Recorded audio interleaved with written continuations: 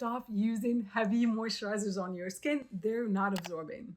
Instead, let's explore a skincare routine that actually can go deep in the skin, hydrate, moisturize, and protect your skin with the minimal number of steps.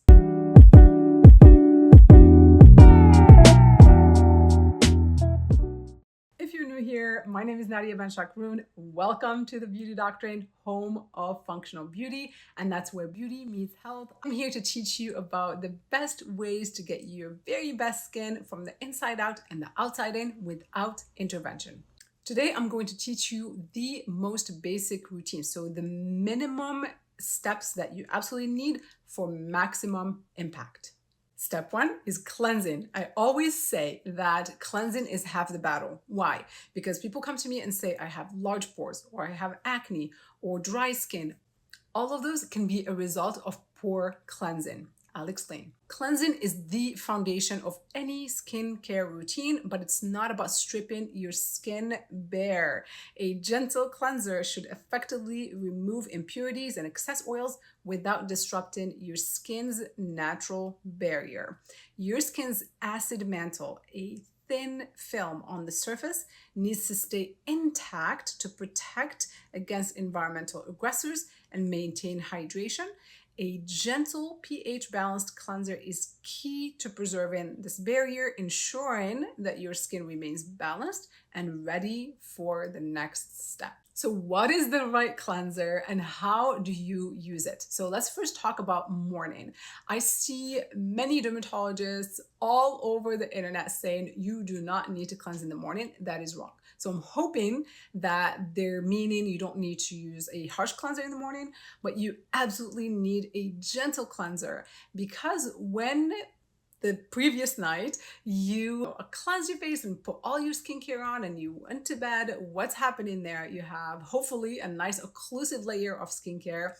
It's now attracting dust and impurities, and you're also sweating overnight. You're also pushing out toxins. Our bodies regenerate overnight, so we actually push toxins out to the surface. And so water in the morning is not enough to remove all that.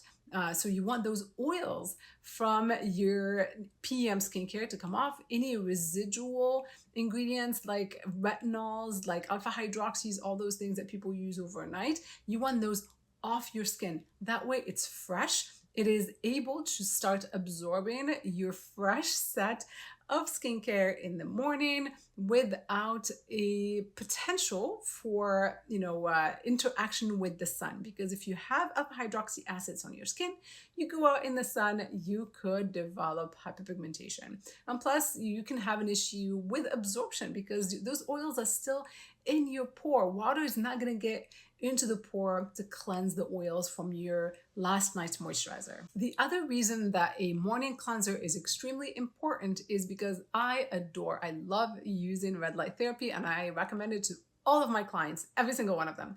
And you don't want any barrier between the light and your skin.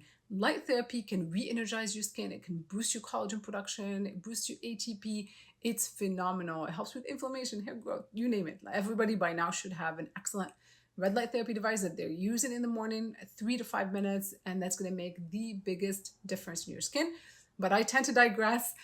A good cleanse prior to that red light therapy application is paramount. The right cleanser has to be free of harsh ingredients like sulfates, even acids like glycolic acid and things like that. I don't like seeing them in cleansers on a daily basis.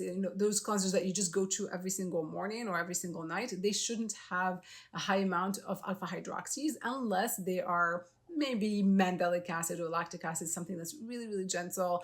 But just keep in mind, like when you're rubbing that cleanser into the skin, you're actually pushing it in. One beta hydroxy acid that I recommend people use in a cleanser, that is a limited recommendation to acneic skin types and to oily skin types that have a lot of buildup in their pores.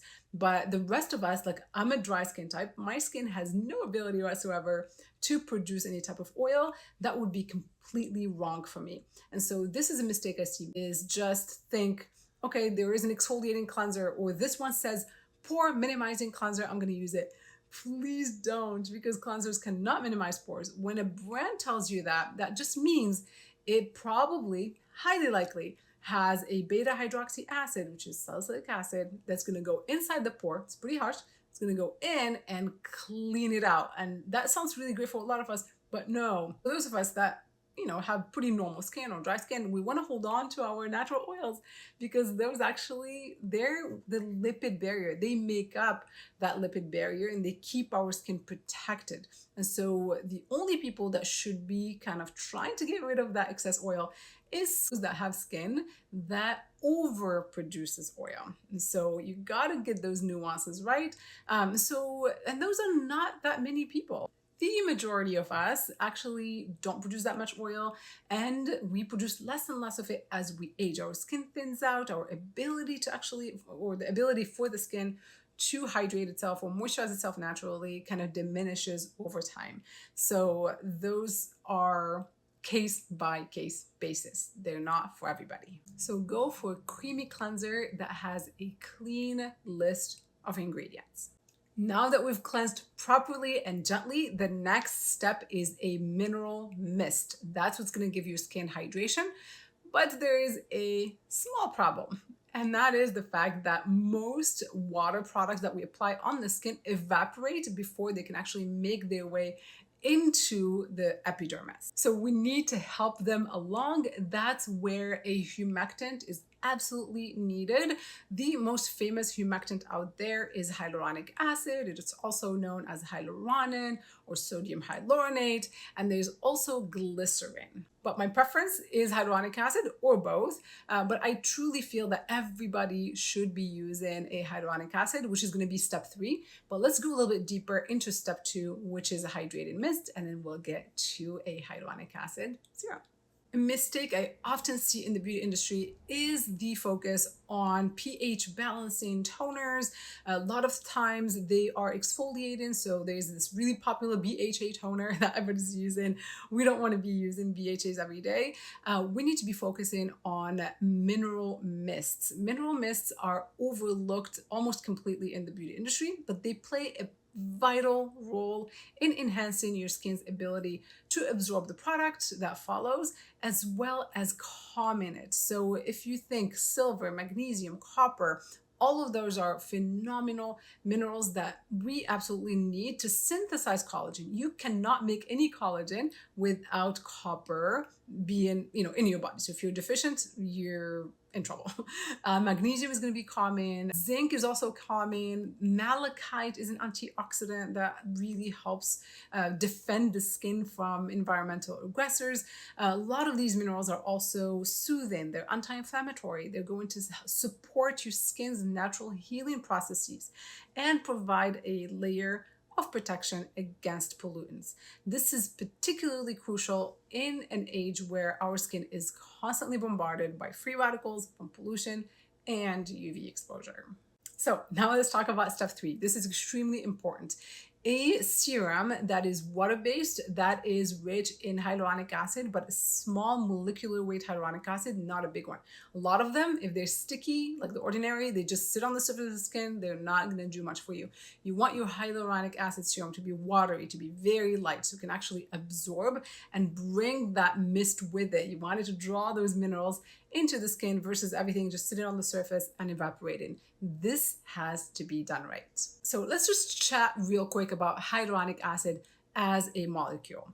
It's a naturally occurring substance in our skin. In fact, I take it internally. I have a hyaluronic acid supplement that I take every day. People say, sometimes you hear them say, I have bad knees. You don't have bad knees. You just have a lack of hyaluronic acid and collagen. So we'll get to collagen, but truly, if you have enough hyaluronic acid in your system and maybe you're replenishing it, you should not be having those bad knees, bad joints that can actually disappear pretty quickly if you optimize your hydration, your hyaluronic acid levels, and especially your collagen. They all go together. But again, I digress. Let's get back to hyaluronic acid. Like I said, it's a naturally occurring substance in our skin that has incredible ability to hold up to 1,000 times its weight in water. This makes it a potent humectant that draws moisture into the skin from the environment and deeper layers, and of course from your skincare. By using a hyaluronic acid serum, you're essentially boosting your skin's hydration levels, helping to plump up the skin, smoothing out fine lines, and creating a dewy, youthful appearance. But remember, hyaluronic acid works best when your skin is already damp, hence the importance of applying it right after your mineral mist. I cannot emphasize this enough because the only complaints I've ever gotten from or about hyaluronic acid is the fact that it's drying for certain people. And surely almost 100% of the time when I ask them, tell me about how you apply it, they just apply the hyaluronic acid serum thinking that it is providing hydration. That's a big misconception. The hyaluronic acid serum will not provide you hydration. It will help your hydrator absorb. So that's why it needs to be paired with that mineral mist. But if you skip the mineral mist and just apply the hyaluronic acid serum, what's happening? It's going to go in. It's actually going to dry you out because it needs water. Think of it as a dry sponge. It's probably, pulling water away from your skin than into your cells. And so that's really important nuance to understand so you can, apply your skincare routine in the best way possible to have it work for you, not against you. Step number 4 is a ceramide-rich serum. This you got to apply right after you've applied your mineral mist and your hyaluronic acid. Why? Because remember earlier I said they're going to evaporate. So when you apply your layers, you better be quick. So mist, hyaluronic acid, and slap that ceramide-rich serum right after, because those oils that are rich in ceramides, they're going to trap that. Water can't evaporate through the oil. It has only one way to go now. So once you've applied that oil serum right over your hyaluronic acid and mineral mist mix, that mix has nowhere to go but into the skin. And I promise you, I discovered this after testing, this for so many years. I've had the biggest skin issues. I'm still allergic to so many ingredients. I have sensitive skin. I've had compromised skin. And this is the TBD method that truly saved my skin. I have not had to use any moisturizer for so long. I just do this. I cleanse gently. I do a mineral mist, a peptide / hyaluronic acid serum, which is a water-based serum, then a ceramide serum, and finish with my sunscreen. That's my routine every single day. Of course, at night, I skip the sunscreen for those nights that I feel dry. I either go with like a really heavy application of my ceramide serum, or I follow with an occlusive if the air is dry in my home, and that's about it. Those are UV basics. Everything else becomes luxury. You can add an eye cream. You can add something brightening if you want. You can, boost with a retinoid, or there are plenty of other optional products. But truly, if you get these basics right, the hydration and the moisture, your skin will be so happy. It's going to be resilient. It's going to be hydrated, plump, and that will create that environment for health. All right, so let's chat a bit about what a ceramide serum is. So ceramides, think of them as the building blocks of the lipid barrier. And I talk about the lipid barrier all the time. If you have a strong lipid barrier, you're good, you're set. Your skin is set for success. It will age amazingly.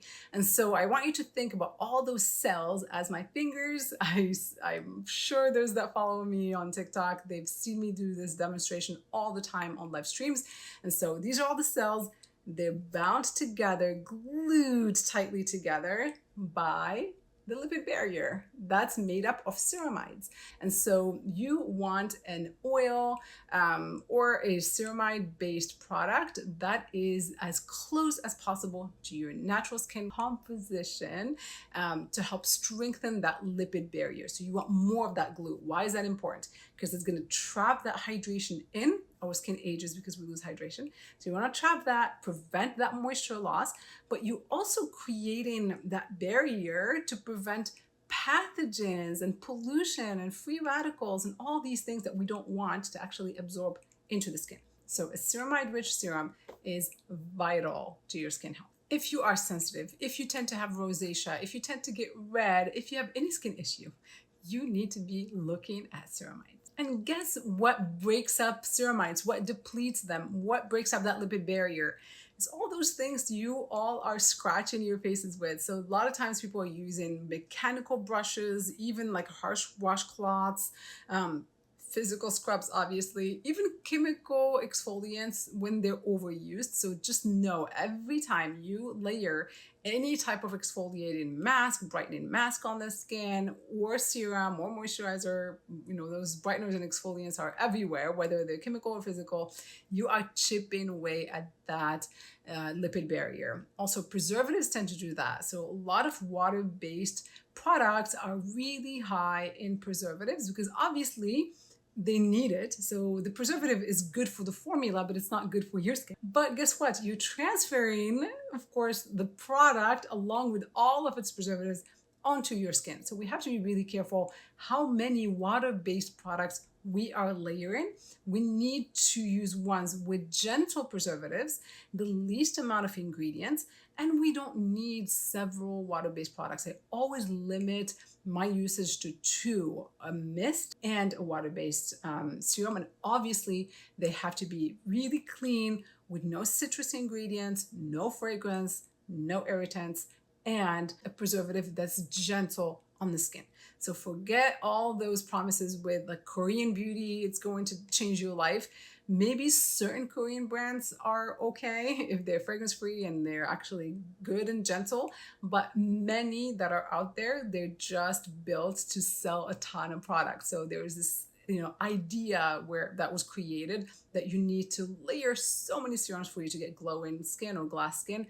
That's so not true. You might get that effect immediately. You might get it for maybe a week, 2 weeks, 3 weeks, but over time, just know that you are chipping away at that lipid barrier, and that's going to weaken your skin, and eventually you'll arrive at some issue, whether it's sensitivity or irritation or acne or whatever. Once your skin is compromised, then we all of us have different ways that we manifest those problems.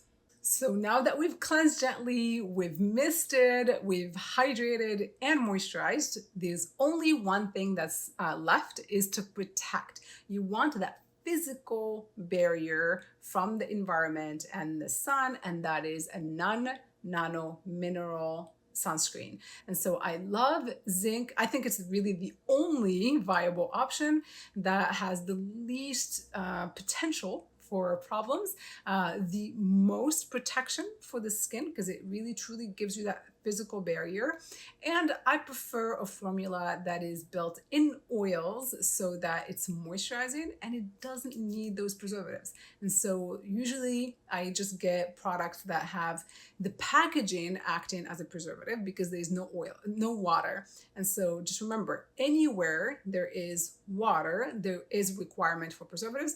And so I don't want that. I've already gotten the water into my skin. Now I just want to protect it on the surface.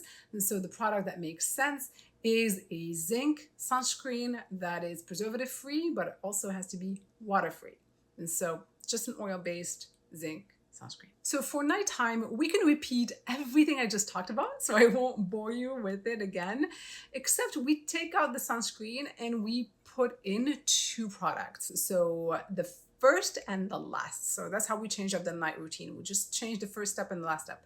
First step being an oil-based cleanser, because that cleanser we used in the morning is not sufficient because it's really gentle. So we want an oil cleanser. It doesn't mean that it's aggressive, but oils can actually break down oils and they can break down the pollution and the makeup and all that. So you need a really good oil-based cleanser, and that's what you massage into your skin. It might feel really oily and greasy, and that's fine because you're going to rinse it off. And if there's any residue left on the skin, that's still fine because we're gonna follow with the second cleanser. That's what the second cleanse is for. The first cleanse breaks down the makeup and skincare and sunscreen. The second cleanse is what cleanses the skin itself, removing any oil residue that's left behind. If you do that, you're going to allow your pores to shrink right back up to their original condition. You're going to allow for your evening skincare to absorb better because you don't want that gunk still built into your pores. And whatever you do, please, there's no need to use cotton or makeup wipes. Cotton is one of the most heavily sprayed crops in the world. There are a ton of pesticides and you're rubbing them into your skin. No need. That's why I don't even like micellar waters, because you have to use that cotton with it. Not worth it. And also no wipes. So facial wipes, they very often have a lot of fragrance in them, a lot of preservatives, a lot of toxic chemicals, and they're not liquid. They can't go inside the pore. Just know that the pore is actually an opening in the skin that's kind of like curved like this. And so that wipe is just kind of going over, just scratching the surface of the skin, moving that makeup around. You might wipe off certain, level of makeup on there, but you really aren't cleansing the skin. You're not going into the pore, removing all the makeup and impurities. So now that we understand our evening cleanse, let's skip to the very last step, and that is an occlusive treatment. And so probably about 50% of the time I would use an occlusive balm. It's going to help trap all of that moisture and water, everything I applied to my skin. It's going to trap it and leave it on overnight. We tend to lose a lot of water overnight while we sleep. So an occlusive really kind of seals the deal. It just keeps everything in and prevents that moisture from evaporating. So that was your most basic skincare routine. If you're a budget or you're new to skincare or you don't have a lot of time, this routine can take less than 5 minutes. Even though I've been a skincare expert for 28 years now, I have access to so much skincare. I keep my routine extremely minimal and targeted. So very rarely I would add something different, change something different. And so just one last thing I want to mention is exfoliants. There is this tendency in the beauty industry of dermatologists and skincare experts and everybody recommending daily exfoliation. Please, there is no need for that. Our skin can exfoliate itself naturally. If you exfoliate gently about once a week, that's already helping that process along. And so just stick to this basic routine and please come back and give me your feedback. I know you will thank me. Remember, your skin is a reflection of your overall inner health. So nurture it, be kind to it, be well, be safe, be beautiful. Take care.